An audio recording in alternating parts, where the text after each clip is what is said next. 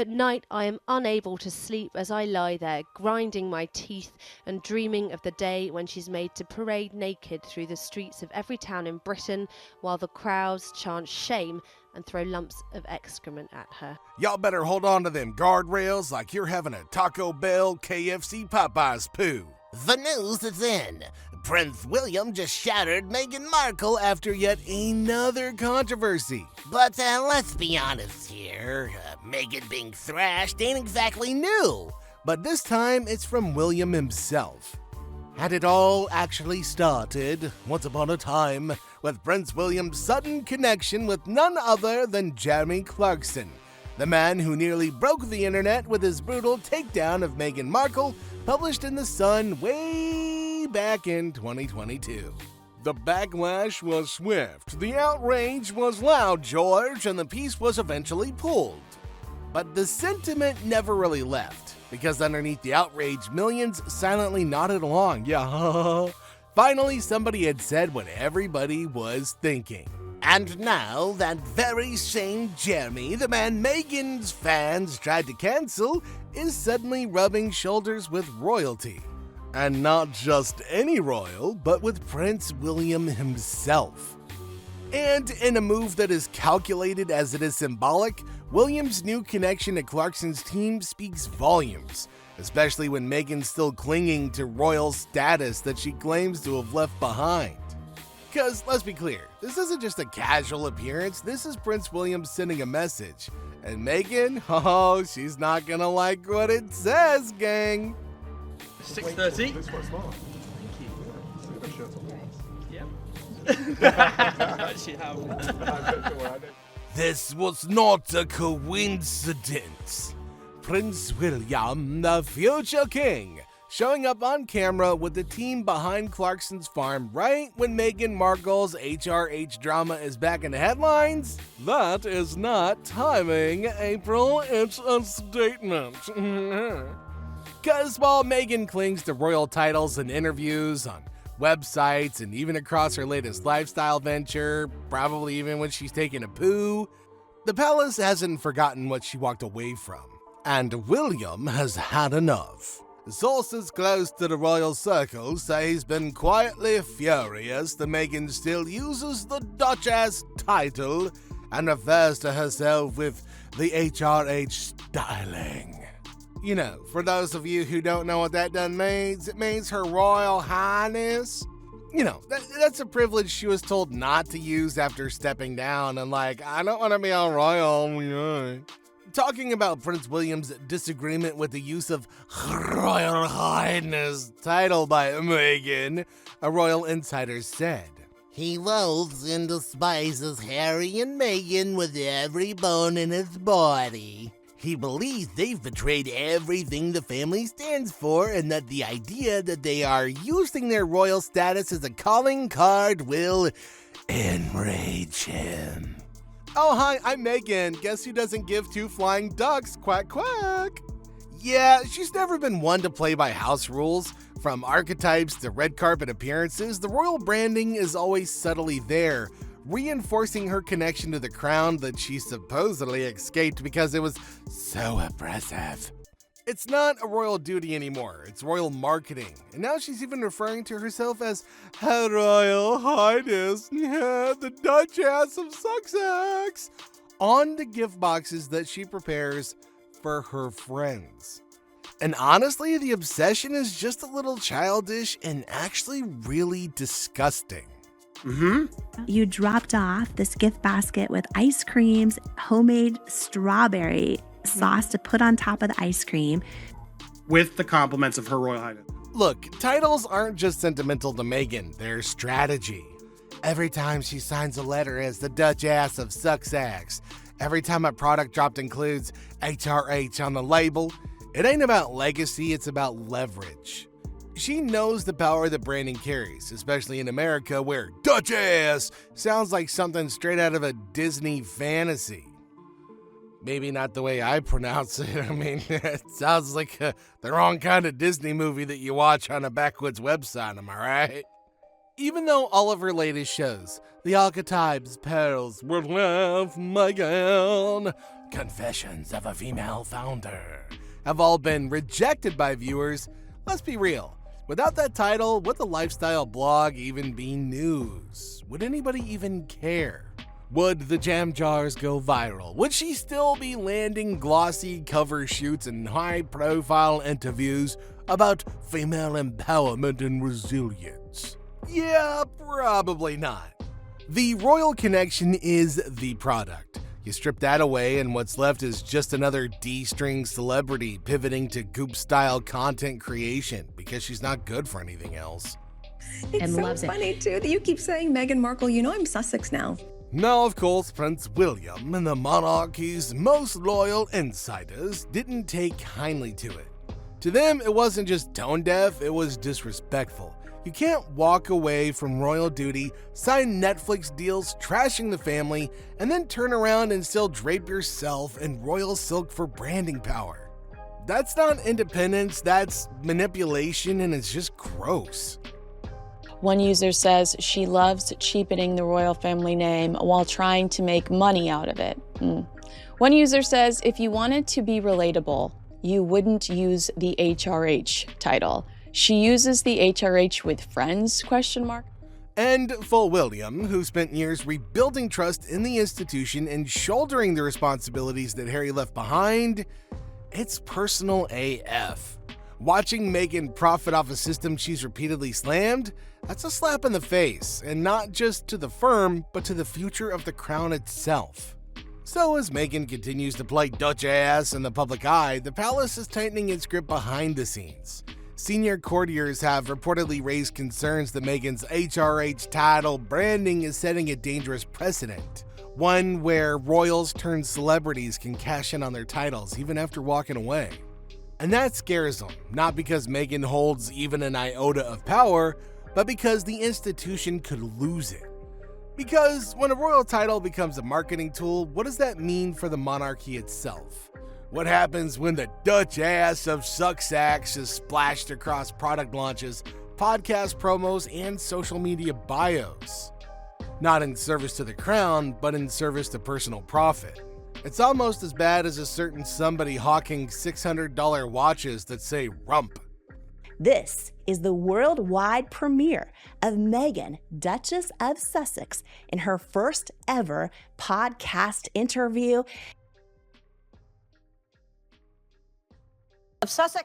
Meghan isn't just using royal branding to elevate herself. She's positioning it against the institution itself, turning what was once a symbol of service into a personal logo. In Hollywood and high society, the Royal Highness isn't just respected, it's coveted. And Meghan, savvy as ever, knows how to weaponize that fascination. Now, for William, that's the nightmare scenario. A world where royalty isn't earned through duty, but bought through branding and sleeping your way in. And while Meghan is busy curating her next lifestyle drop and maybe even eyeballing a return to Hollywood, William is doubling down on what matters most: loyalty, service, and optics that reinforce the integrity of the throne. According to a royal insider, Meghan using her HRH exposes how weak and enfeebled he, King Charles, is. She knows he won't do anything. There's no way King William will stand for this. The titles will simply be removed when he is the king. A way will be found. So when Prince William was spotted casually working with Jeremy Clarkson's team, that Jeremy, it didn't feel like a coincidence. It felt like a message, a public alignment that wasn't just about charity or entertainment, but optics. William isn't just sidestepping the drama, he's signaling where the royal line is drawn. Cause Jeremy Clarkson isn't just a TV host. He's the same man who once penned the most brutal takedown of Meghan Markle ever published in British media. It was so controversial, the article had to be pulled after public outrage. I hate her, he said. Not like I hate Nicola Sturgeon, the Scottish First Minister, or the serial killer Rose West. But, he said, on a cellular level. He added, at night I am unable to sleep as I lie there, grinding my teeth and dreaming of the day when she's made to parade naked through the streets of every town in Britain while the crowds chant shame and throw lumps of excrement at her. Jeremy eventually issued a public apology, admitting that he'd gone too far, But Meghan and Harry Kermit weren't buying it. They rejected the apology outright, a move that made one thing clear. The grudge is still alive and nobody's pretending otherwise. The rift runs deep and the public knows it, but at this point in time, who really cares how these fakers feel? But he apologized on Twitter, said he got it completely wrong. Then on Christmas Day, he wrote directly to Prince Harry. I really am sorry, he pleaded, all the way from the balls of my feet to the follicles of my head. This is me putting my hands up into mea culpa with bells on. Look, let's be honest here. Jeremy didn't exactly fall on his sword willingly. Those who know him say the apology wasn't from the heart, but from the heat. The backlash was fierce, the headlines relentless, and the pressure from Amazon and, ITV, where he had major projects brewing, was too much for him to ignore. So he did what he had to do in order to keep the machine running. But anybody who's followed Clarkson over the years knows this. He doesn't apologize unless his back is against the wall. If Meghan had accepted the apology earlier, it might have reduced the ongoing drama, but when has that ever benefited her? So for William to show up on Clarkson's turf now, cameras rolling, it's not subtle, it's a calculated move. One that says, we're done playing nice, you gold-digging hussy. And make no mistake here, the firm knows how to send messages without saying a word. In this chess match of media and monarchy, actions speak louder than press releases. William didn't need to issue a statement, he just needed to be seen, and the message landed. And for His Royal Highness to come on board is just, it's incredible. I can't describe the feeling of, William smiling with Clarkson's team, the same Clarkson who openly mocked Meghan. William knows exactly what that association means. It's a quiet, deliberate signal, we're not protecting the narrative anymore. This is why his recent appearance with Clarkson's crew hit so hard. He didn't have to say a word, he just had to show up. Next to a man who symbolizes a kind of unapologetic Britishness. Messy, outspoken, and deeply controversial, but loyal to the crown. Clarkson isn't just a personality, he's a proxy for a nation divided. And William just told the world exactly which side he's on. And the timing couldn't be more brutal. While Meghan was quietly pushing out those HRH monogram jam jars and giving away Dutch-ass labeled goodies to A-listers, William was standing beside the most unlikely ally imaginable. One whose very name alone sends shivers down Meghan's PR team's spine. And it's not just a coincidence. Brilliant, the next generation guys. Hello, Your Royal Highness, Will Ketto, and good night to you too. Yeah, good to see you. Too far? Yes. Yeah, Alice and my sister. And here's the thing, William doesn't have to attack Meghan publicly. He knows the media is gonna do that for him. All he's gotta do is appear on camera, smile next to somebody like Jeremy, and let the headlines write themselves. See, that's the modern monarchy's superpower. Silent warfare through well-placed photo ops. And let's not forget, friends, Meghan and Harry have spent the last few years accusing the royal family of everything from unconscious bias to institutional cruelty. They claimed they needed freedom. They claimed the monarchy was broken. But now, Meghan's wrapping that same institution around mason jars and calling it a lifestyle brand. Well, here we go again. Here's a comment that says, do you remember her mocking curtsy? Now she's using a royal title, ! Henry should be getting her to the best doctor money can buy. Otherwise, this won't end well. Meanwhile, Prince William hasn't uttered a word. No Netflix special, no Spotify monologue, no bombshell tell-all, just quiet moves. A well-placed smile, a handshake on camera. And that says more than a press release ever could. That's the difference. Meghan markets her story, William lives his role. And this isn't just about Meghan anymore, it's about legacy, about a future king watching his family name turn into clickbait headlines while he tries to steer a 1,000-year-old institution into the modern age. Meghan might be building a personal empire, but William is safeguarding a national one from the corruptive influence of parasites. Every time she uses the HRH styling, every time she steps in front of a camera with that Dutch-ass glow, She's dragging that legacy back into controversy, one brand deal at a time. But the British public isn't blind. They see what's happening. And while some admire Meghan's hustle, many are growing tired of the contradictions. The anti-royal duchess, the private public figure, the exiled insider, the healthy Big Mac. There are growing calls to strip Harry and Meghan of their royal titles. The New York Post is reporting that locals in the UK say enough is enough, especially after Prince Harry's disastrous BBC interview, which aired. There's a real possibility that in the coming years, we're going to see a royal purge of sorts. Titles removed, patronages reassigned, a cleanup of what some in the palace are calling the Montecito mess. It won't be loud, it won't be televised, but it will be thorough. Judging by the I past? think William will stay quiet. Do you? I do. I think he's stoic, he's very pragmatic. He'll think, well, let him have his say. And that's why the Clarkson moment matters. It wasn't just a jab at Meghan, it was a nod to the institution itself. Flawed, complex, but still standing. And for those watching closely, it was a reminder that not everyone who leaves the palace gets to keep the crown.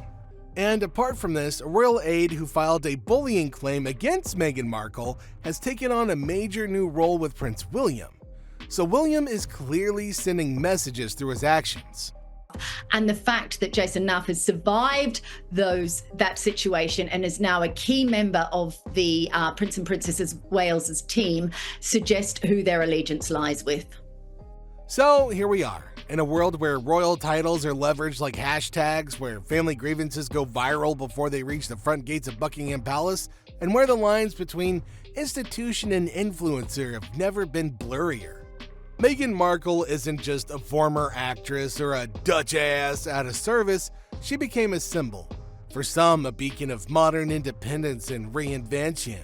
For others, a cautionary tale of what happens when personal ambition collides with centuries-old tradition.